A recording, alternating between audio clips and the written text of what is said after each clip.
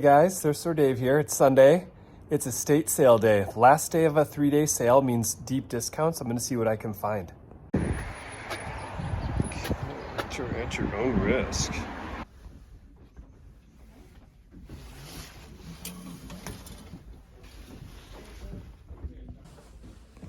I would say $1 each. Okay. Do you want me to make a tag for Yes, you? I'll please. make a little.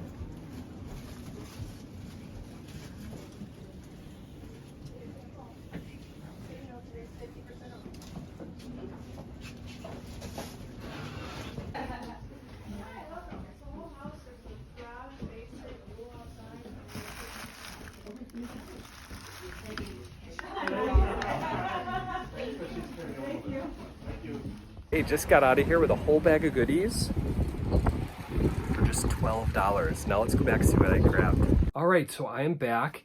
And remember, spend only $12. I think they just lumped stuff in because what I had agreed to pay for individual things, $12 is way less than that. So very happy with their approach on closeout day. So without further ado, I focused on a couple of new things that I normally don't buy, including plushes that sing or dance. So this is an old dancing hamster, 50th birthday edition. It was half price of $5, so $2.50. These new in box, never used, probably go in the $20 to $25 range, depending on their thematic content. So that alone paid for the whole trip.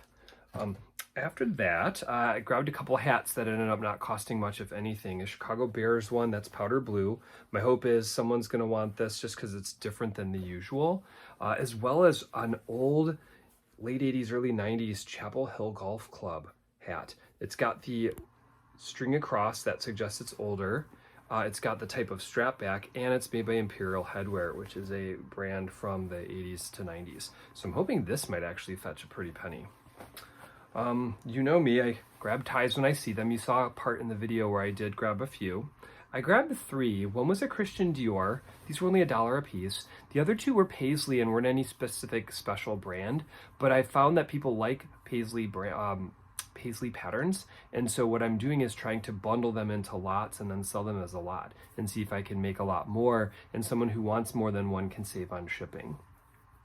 After that, I got something that was a little new for me. It's called Perfect Pets.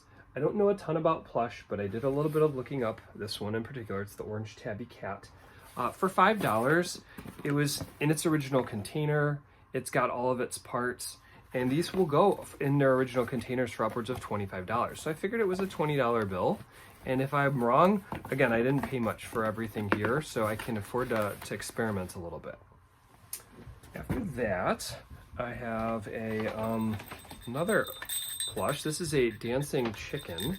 It's got a very annoying bell, as you can hear. So as I was going through the store, you could hear the jingling of a bell on me, and people are asking, what's that? And I was telling them that I wear it so my wife always knows where I am.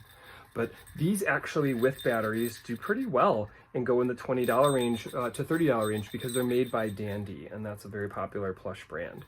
So I'm hopeful that this also, for about $1.50, is going to make me at least $20. What I've got last at this sale is something that I took a chance on, but again, for the price, I couldn't beat it. It was an old nodder, an old bobblehead of a hockey player, and as you can see, it's broken. It was only $3. And you can see part of it's missing. I've got some of those pieces here. It's, I think, paper mache or a type of ceramic. But again, it's from 1962 in Japan. And these, originally in good shape, will go for upwards of $200 to $300. So my hope is that someone who's an entry-level collector or who thinks that they can repair this and make it look nicer than it looks in certain parts, might be willing to pay $30 to $40 for this when I paid only $3. So I'm very hopeful. It's hockey season right now. We'll see if that can go for more. What I'm gonna do next to kind of make it worth your while watching this video is also show you some goodies that I bought earlier this week at my local thrift store. I was able to make a short video on Monday about a Grateful Dead sweatshirt that I got, and so I am gonna show you guys that, as well as a bunch of other goodies that I got at the store. Okay, so I'm back with another bag full of content. Sorry for the shout out from a family member in the background earlier. Some people have other things that disrupt their videos. In my case, it's usually family, but gonna continue on here. I was able to get a bunch of stuff for just $43 way more than I spent at that estate sale, but I also have some pretty good margins on these items too. We're gonna start with this Umbro hoodie that I got. It's a very interesting brand or picture on it, and I was able to pay just $1.50 for it. So my hope is if I get it cleaned up nicely, this is gonna go for way more than that, of course. A couple other hoodies that were featured in a short video that I made earlier in the week. First just caught my eye. As soon as I walk in the store, it's this Grateful Dead hoodie. It was not vintage, but it was Grateful Dead. There was one naysayer who always probably poo-poos people's short videos who said it's not Grateful Dead.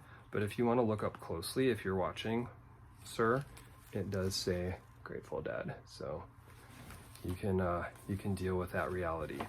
Again, paid only $9 for that, got 10% off, so about $8 for this. It's in perfect condition. I think it's gonna go for way more than that, at least a $20 bill.